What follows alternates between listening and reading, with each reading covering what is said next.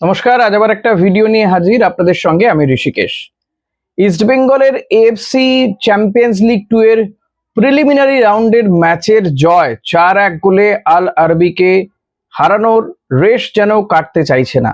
অপরদিকে ব্লান্ডার করলো ভারতীয় ফুটবল ফেডারেশন, এআইএফএফ ব্লান্ডার করলো। ডুরান্ড কাপে ঠিক হয়ে গিয়েছে কে কার বিরুদ্ধে খেলবে কোয়ার্টার ফাইনালে। মোহনবাগান কার বিরুদ্ধে খেলবে, ইস্ট বেঙ্গলই বা কার বিরুদ্ধে খেলবে। আমাদের আজকের ভিডিওতে এই সমস্ত বিষয়গুলোই থাকবে, তাই অতি অবশ্যই ভিডিওটা পুরোটা দেখবেন, লাইক কমেন্ট শেয়ার করতে ভুলবেন না। চ্যানেলে নতুন হলে সাবস্ক্রাইব করবেন প্লিজ, মেম্বারশিপও নিতে পারেন। তো চলুন শুরু করা যাক আজকের এই ভিডিও। দেখুন, ডুরান্ড কাপে কোয়ার্টার ফাইনালে লাইন আপ ঠিক হয়ে গিয়েছে, যে কার বিরুদ্ধে কে খেলবে আপনাদেরকে আমি জানাবো এক্স্যাক্টলি ঠিক কি হতে চলেছে, কার বিরুদ্ধে কে খেলবে। নানান রকম কিছু ভাসছে সোশ্যাল মিডিয়াতে, কিন্তু সঠিকটা একেবারে ডুরান্ড কাপ যে অফিসিয়াল রয়েছে সেই অফিসিয়াল থেকে যেটা জানা যাচ্ছে, দিল্লি এসসি খেলবে প্রথম কোয়ার্টার ফাইনাল। তারা খেলবে রানেঘদাই ফুটবল ক্লাবের সঙ্গে। এই ম্যাচটা হবে 16ই অগস্ট 4 PM বিরসা মুন্ডা স্টেডিয়ামে, রাঁচি বিরসা মুন্ডা স্টেডিয়ামে এই ম্যাচটা হবে। অর্থাৎ যেটা আমি দেখছিলাম যে অনেকে বলছিলেন যে দিল্লি এসসির সঙ্গে ইস্ট বেঙ্গলের খেলা হবে, সেটা হচ্ছে না। দিল্লি এসসি ভার্সেস এফসি রাঙ্গেডাই এই টিমটার মধ্যে খেলা হবে। সেকেন্ড কোয়ার্টার ফাইনাল খেলবে ইস্ট বেঙ্গল ইন্ডিয়ান আর্মির সঙ্গে। সেকেন্ড কোয়ার্টার ফাইনাল 16ই অগস্ট সন্ধ্যে 7টায় যুব ভারতী ক্রীড়াঙ্গনে খেলবে east Bengal second quarter final. Third quarter final খেলবে মোহনবাগানের প্রতিপক্ষ যথেষ্ট কঠিন প্রতিপক্ষ পড়েছে মোহনবাগানের। থার্ড কোয়ার্টার ফাইনাল খেলবে মোহনবাগান 17ই অগস্ট বিকেল 4টেতে ম্যাচ যুব Bharati ক্রীড়াঙ্গনে Jamshedpur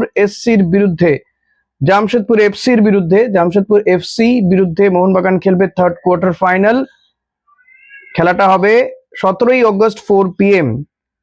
last but not the least, fourth quarter final খেলবে north east united Shillong Lajong এফসির বিরুদ্ধে। নর্থ ইস্ট ইউনাইটেড খেলবে শিলং লাজং এফসির বিরুদ্ধে 17ই অগস্ট সন্ধ্যে 7টার সময়।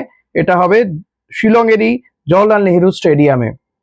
তা এই হলো লাইন আপ। এবার কোন টিম কেমন, ইস্ট বেঙ্গলের প্রতিপক্ষ কেমন, মোহনবাগানের ম্যাচটা কতটা কঠিন হতে চলেছে, এটা নিয়ে না আমি অন্য আরেকটা ভিডিও করব। ইস্ট বেঙ্গল কিন্তু ডুরান্ড কাপে কোয়ার্টার ফাইনালে নামার আগে তারা এএফসি চ্যাম্পিয়ন্স লিগ 2 খেলবে, তার ছাড়পত্র পেয়ে গেছে, মানে কোয়ালিফাই করে গেছে। ফলত এটা বাড়তি অক্সিজেন দেবে ইস্ট বেঙ্গলকে, এটা কোথাও কোনো সন্দেহ নেই।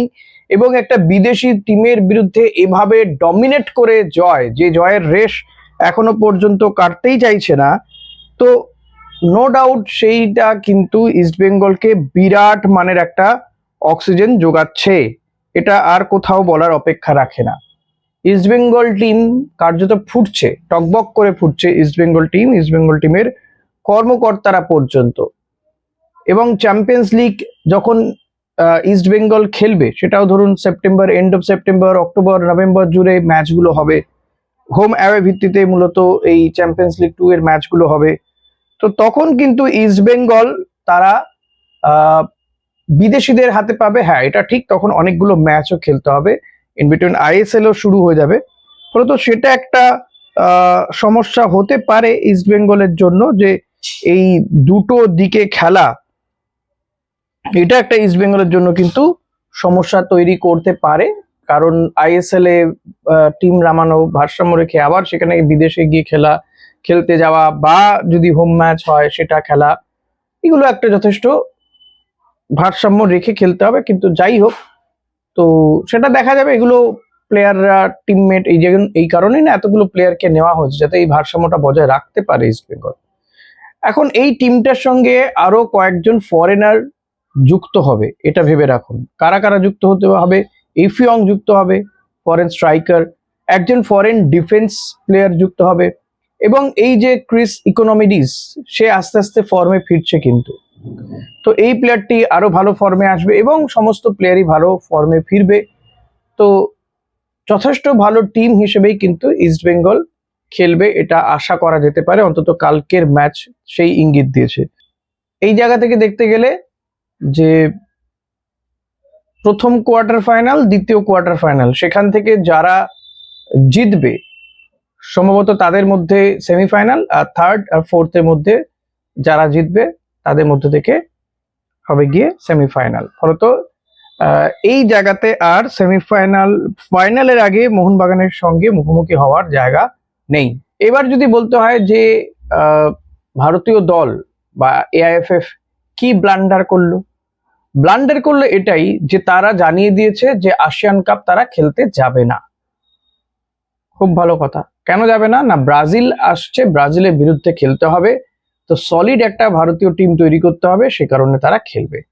যেটা চরম বিরোধিতা করেছেন বাইচুং ভুটিয়া, এবং তার বিরোধিতার পেছনে কিন্তু যথার্থ কারণ রয়েছে বলে আমার মনে হয়, এবং আমি এই জায়গাতে বাইচুং এর সঙ্গে 100% সমর্থন করছি। বাইচুং বারবার বলে এসছেন যে ব্রাজিলের বিরুদ্ধে খেলছে, খেলুক, কিন্তু সেখানে খেলতে হলে আন্ডার 23 টিম খেলুক যারা গ্রো আপ করতে পারবে।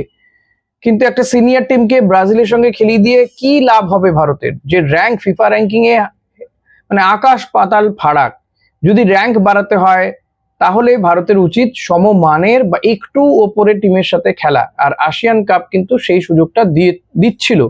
সমমানের বা র্যাঙ্কিং এ একটু ওপরে আছে এই টিমগুলোর সঙ্গে ভারত ভালোভাবে খেলতে পারতো। ফিফা তো মানে ফিফার ম্যাচ, আসিয়ান কাপ ফিফার নতুন টুর্নামেন্ট হতে পারে, এবার ভারত নামটা তুলে নিল, পরের বার হয়তো ভারতকে ডাকলো না, এবং এখানে খেললে ভারত কিছু টাকা পেতে পারত।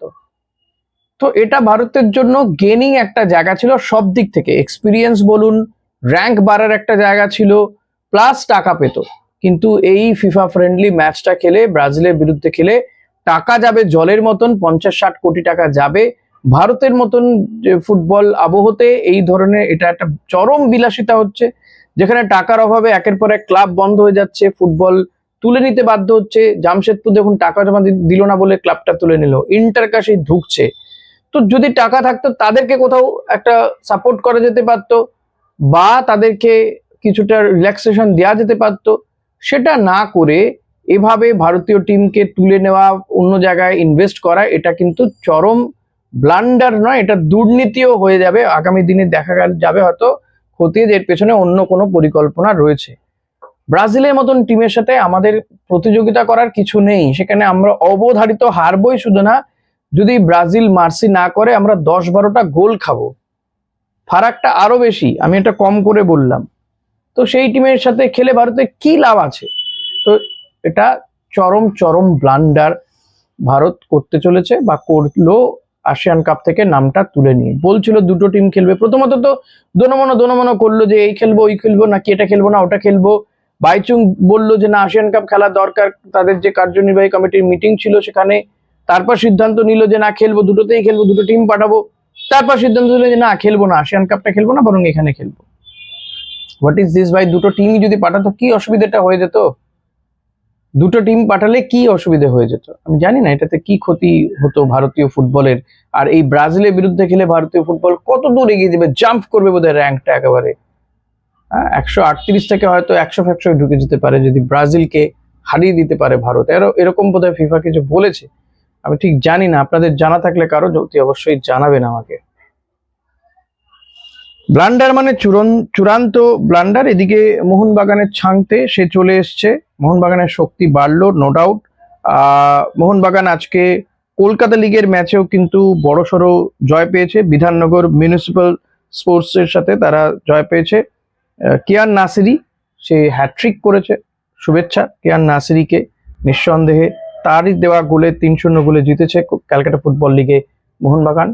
ভালো বিষয়, প্রত্যেকটা টিম, বাংলা টিম জিতুক, সেটা নিঃসন্দেহে ভালো বিষয়। এবার ইস্ট বেঙ্গল চ্যাম্পিয়ন্স লিগ 2-তে কোন গ্রুপে পড়ে, মানে কাদের সাথে খেলা পড়ে, সেটা দেখার বিষয়, কতটা কঠিন বা সহজ প্রতিপক্ষ হয় ইস্ট বেঙ্গলের জন্য। তবে ইস্ট বেঙ্গল গতকাল যে পারফরমেন্স করেছে সেটা থেকে মনে হচ্ছে যে কোনো টিম চলে আসুক ইস্ট বেঙ্গল উড়িয়ে দেবে। এই কনফিডেন্সটা চলে এসছে প্লেয়ারদের মধ্যে, আমার মনে হয় সমর্থকদের মধ্যেও কিন্তু এই কনফিডেন্সটা চলে এসছে। লেটস সি কি হবে, যা হবে দেখা যাবে কাল সকালে, এরকম ব্যাপার আর কি।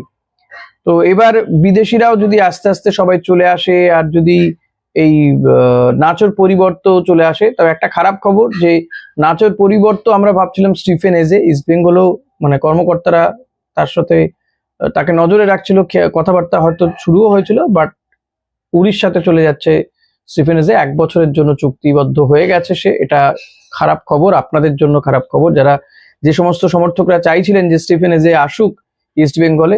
তো এবার তো হলো না, অন্য কোনো ফুটবলারকে খুঁজতে হবে ডিফেন্সের নাচর পরিবর্তন হিসেবে। ডিফেন্সটা আর আপফ্রন্টে যদি শক্তিশালী হয়ে যায়, আমি বলবো আপফ্রন্টে আর কোনো স্ট্রাইকারের দরকার নেই, বরং একজন ডিফেন্স আর একজন ওই ইফিয়ংকে নিয়ে আসুক। তার পরিবর্তে জেসিন আর এই ডেভিডকে আরো ভালো করে সুযোগ দেওয়া হোক। আমার মনে হয় তারা আরো ভালো খেলবে আগামী দিনে। বিদেশি দলের বিরুদ্ধে যদি ডেভিডের এই পারফরমেন্স হতে পারে, ডেভিড জেসিনদেরকে আরো সুযোগ দিলে ওরা আরো বেশি খুলবে ওদের খেলা। তো প্লিজ আমার এটা আবেদন থাকবে যে তেমন হলে 2জন স্টপারকে নিয়ে আসো, কি 1জন স্টপারকে নিয়ে আসো, ইফিয়ংকে নিয়ে আসো। তাতে যদি ষষ্ঠ বিদেশি না আনতে হয় তো না আনো, বা আনলে আরো ভালো মানের আনো। হ্যাঁ, এরকম ভাবে যদি মানে করতে পারে তো ঠিক আছে। তো ডুরান্ট কাপেও তো ইফিয়ংকে পাওয়া যাবে না, লেটস সি, দেখা যাক যে কি হয় আইএসএল এ তাকে পাওয়া যায় কিনা। তো এই ছিল আজকের আমার স্পোর্টসের যে বিশেষ বিশেষ খবরগুলো, তার একটা অ্যানালিসিস আমি করার চেষ্টা করলাম। আপনাদের কেমন লাগলো অতি অবশ্যই জানাবেন। ভালো লাগলে লাইক কমেন্ট শেয়ার করবেন, চ্যানেলে নতুন হলে সাবস্ক্রাইব করবেন। Thank you.